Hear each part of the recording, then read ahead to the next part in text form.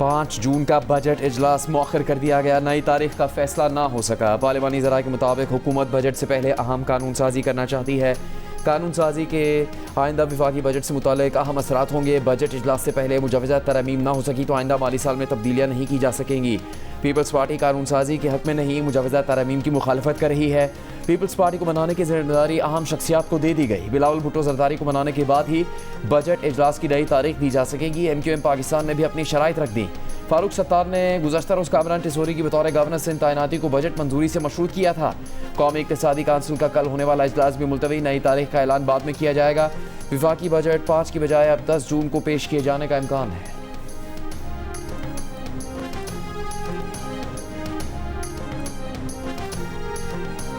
सड़क हमने मानसेरा से शुरू की था कोट तक तो बड़ी अच्छी बन गई है, लेकिन वो बननी थी यहाँ गिलगित तक, क्यों नहीं बनी? और गिलगित से आगे उसने जाना था खुंजराब, क्यों नहीं हुआ? यहाँ अस्पताल बनाए तो हमने बनाए, बिजली के कारखाने लगाए तो हमने लगाए, हाइडल पावर प्लांट्स किसने लगाए? हमने लगाए।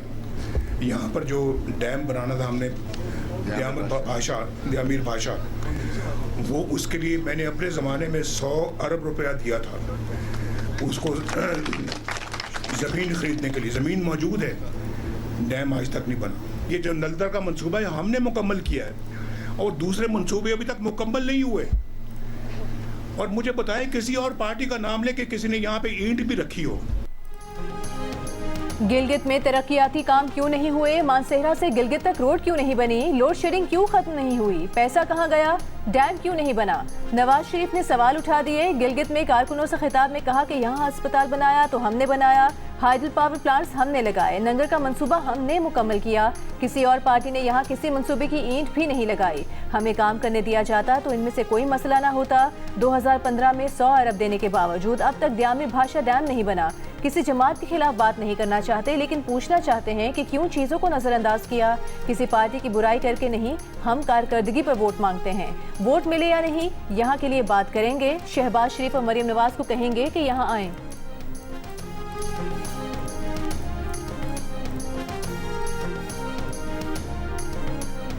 ये शहीद मोहतरमा बेनज़ीर भुट्टो के नाम पे जो माली मदद मिलता है, ये बाकी सियासी जमातों साजिशें करते रहे, इनकी साजिशें नाकाम होंगे।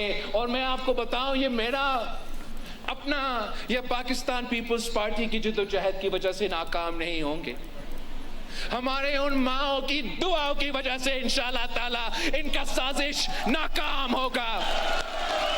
हम इंशाअल्लाह ताला बेनज़ीर इनकम सपोर्ट प्रोग्राम को ना सिर्फ बचाएंगे, मगर इस आने वाले बजट में इंशाअल्लाह ताला वज़ीर आज़म साहब ऐलान करेगा कि बेनज़ीर इनकम सपोर्ट प्रोग्राम में इजाफा हो।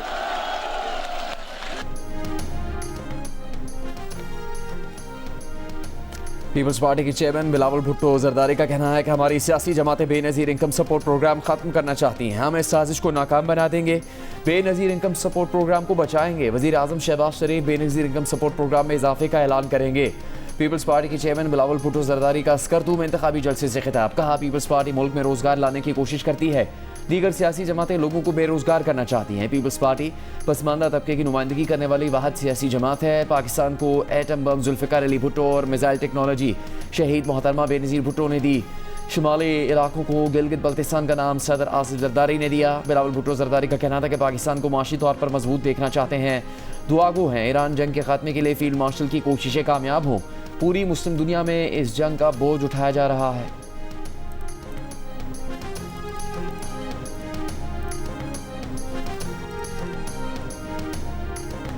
अमरीकी सदर डोनाल्ड ट्रंप का हिजबुल्लाह से बराह रास्त राबता। लबनान में इसराइली कार्रवाइयां रोकने का ऐलान। बताया, लबनान भेजे गए इसराइली फौजी दस्तों को रास्ते से वापस बुला लिया है। मजीद इसराइली फौज लबनान ना भेजने की यकीन दहानी।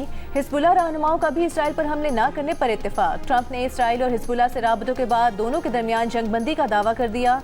अमरीकी मीडिया के मुताबिक सदर ट्रंप ने कहा कि इसराइल और हिजबुल्लाह के दरमियान जंगबंदी हमेशा कायम रहेगी। वाशिंगटन में लबनानी सिफारत खाने की हिजबुल्लाह और इसराइल के दरमियान जंगबंदी की तस्दीक। कहा पहले मरहले में हिजबुल्लाह और इसराइल एक दूसरे पर हमले रोक देंगे, बाद में सीज फायर को पूरे लबनान तक तौसीह दी जाएगी। आज और कल वाशिंगटन में फरीकैन हालिया सूरत हाल और आइंदा लाहे अमल पर बातचीत करेंगे।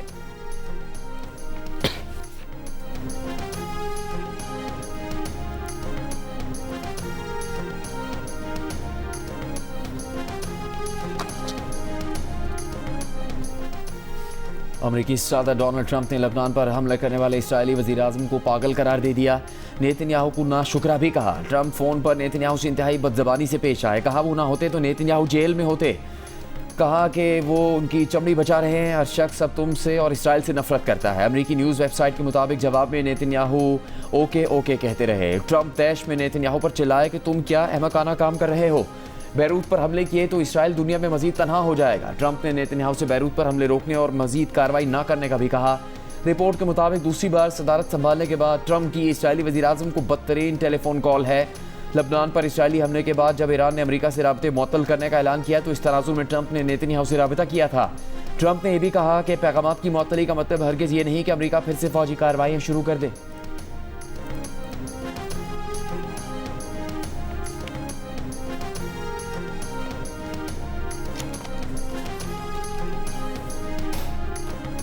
ट्रंप की नेतन्याहू को डांट डपट के बाद भी लबनान पर इसराइली हमले जारी। जनूबी लबनान के शहर सोर में अस्पताल के नज़दीक और मरवानिया के इलाके में इसराइली फजाया की बमबारी। 2 बच्चों समेत 10 अफराद शहीद हो गए। 130 से ज़ायद जख्मी हुए। अस्पताल की इमारत और पार्किंग एरिया में आग भड़क उठी।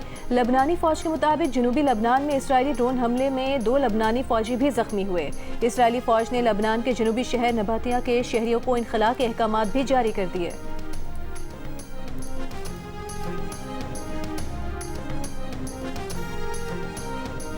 अमरीकी वज़ीर ख़ारजा मार्को रूबियो का कहना है कि ईरानी एटमी प्रोग्राम पर मुज़ाकरात इंतहाई टेक्निकल मामला है जो 5 दिन में तय नहीं हो सकता। इस पर माहिरीन की मीटिंग्स 1 महीना, 2 महीने या 3 महीनों तक भी चल सकती है। ईरान जंग के बाद पहली बार सेनेट ख़ारजा ताल्लुकात कमेटी में पेशी पर मार्को रूबियो ने कहा कि आज ईरान अपने एटमी प्रोग्राम के जिन पहलुओं पर बात करने को राज़ी हो गया, पहले उन पर इनकारी था।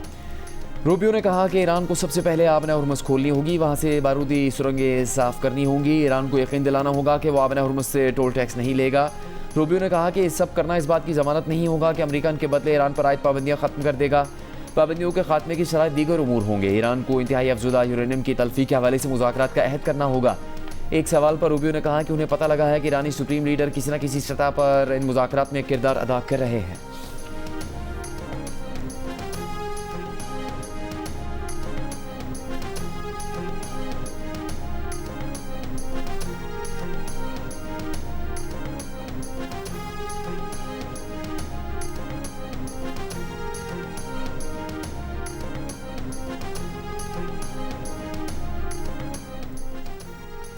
वज़ीर आज़म शहबाज शरीफ का कहना है मुल्क की मईशत की पायदार तरक्की के लिए सनत का फ़रोग़ और बैरूनी सरमायाकारी में इजाफा ज़रूरी है। सनती मसनूआत की पैदावार में इजाफे से बरामदात बढ़ाने के लिए मौसर पॉलिसी इक़दाम तरजीह हैं।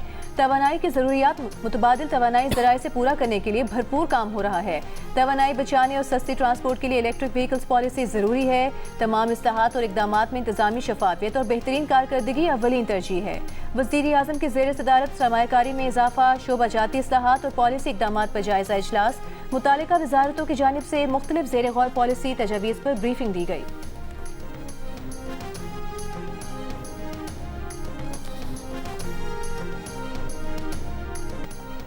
कोहिस्तान के इलाके में गाड़ी खाई में गिरने से 6 अफराद जाँ बहक। गाड़ी गिलगित से पिंडी जा रही थी। गुज़िश्ता रोज़ शिलासक के नाले में गिरने वाली गाड़ी में सवार 7 में से 4 अफराद की लाशें निकाल ली गईं। 3 की तलाश जारी। रेस्क्यू हुकाम के मुताबिक दुश्वार रास्ते की वजह से रेस्क्यू करने में मुश्किलात का सामना है। कोयटा में पेट्रोल और डीजल की किल्लत बदस्तूर बरकरार। मुख्तलिफ इलाकों में पेट्रोल पंप बंद, खुले पंप्स पर सार्फिन का रश। पेट्रोलियम डीलर्स का कहना है कि ईद की तातीलात के बाद स्टॉक पहुंचने में ताख़ीर से किल्लत हुई। पेट्रोल की दस्तयाबी की सूरत हाल को मामूल पर आने में 2 दिन लग सकते हैं।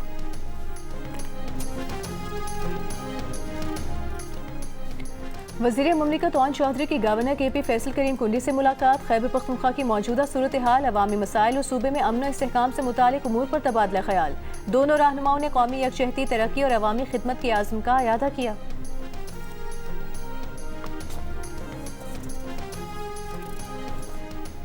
मशरिक़ वस्ता में जंगी सूरत हाल के मनफी असरात। पाकिस्तान में कारोबारी एतमाद मुतासिर 70 से 80% इदारों ने सरमायाकारी के फैसले मौखर कर दिए। ओवरसीज़ चैम्बर ऑफ कॉमर्स ने नया सर्वे जारी कर दिया। सर्वे के मुताबिक मुल्क में मजमूई कारोबारी एतमाद 22% से 13% हो गया। कारोबारी एतमाद में सबसे ज़्यादा कमी खदमात के शोबे में देखी गई, जो 20 पॉइंट्स कम होकर 14% रह गया। मैन्युफैक्चरिंग में कारोबारी एतमाद 7 पॉइंट्स कम हुआ। इसके बरक्स रिटेल सेक्टर में कारोबारी एतमाद 3 पॉइंट्स इजाफे से 20% हो गया।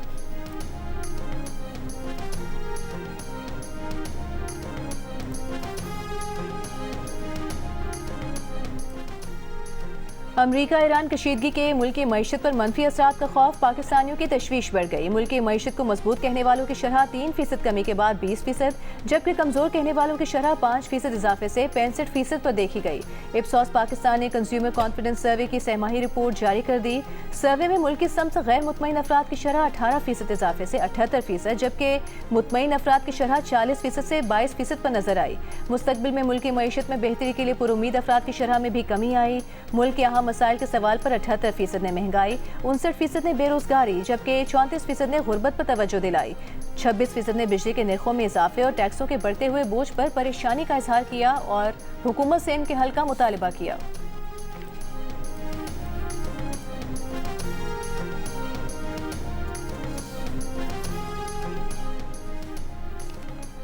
यूक्रेन के दारुल-हुकूमत कीव समेत मुतअद्दिद बड़े शहरों पर रूस के मिसाइल और ड्रोन हमले, कम से कम 18 अफराद हलाक और तकरीबन 100 जख्मी हो गए। यूक्रेनी हुकाम के मुताबिक शहर दुनिपर पर रूसी मिसाइल और ड्रोन हमलों में 5 अफराद हलाक जबकि 25 जख्मी हुए। मकामी हुकाम का कहना है कि हमलों से रिहायशी इमारतें, गाड़ियों और दीगर अमलाक को नुकसान पहुँचा। दारुल-हुकूमत कीव में कम से कम 4 अफराद हलाक और 51 जख्मी हुए, जबकि 24 मंजिला रिहायशी इमारत पर मुश्तबा मिसाइल हमले से इमारत का एक हिस्सा गिर गया। कई अफराद मलबे तले दबे हैं और मज़ीद अफराद के दबे होने का खदशा है। मेयर विटाली कचरू के मुताबिक मिसाइलों के मलबे गिरने से 9 मंजिला इमारत और दीगर कई मकामात पर आग भड़क उठी, जबकि ओबोलोन ज़िला में कई गाड़ियाँ जलकर तबाह हो चुकी हैं।